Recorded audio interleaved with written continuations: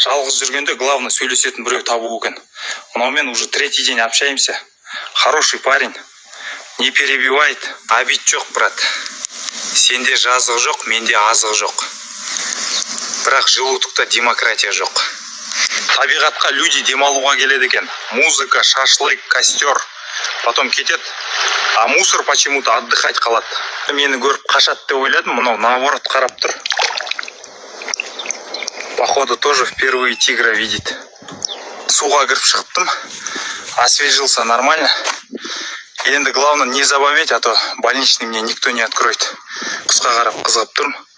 Пробка жоқ, дорога жоқ, бензин жоқ. Вот кто реально систему понял. Аспанға қарап көп нәрсе ойланып кетесің. Время, пространство, смысл жизни. Потом комар келет и возвращает тебя на землю. Түнде дала вообще бөлек әлем екен. Әр шорух анық естіледі. Это как кредит жоқ, бірақ бәрібір тревожно. Анау тау жақын сияқты еді. 3 сағат болды келе жатырмын. Теперь понимаю этого маленького мужика с кольцом. Ағайын, далада бір нәрсе понял.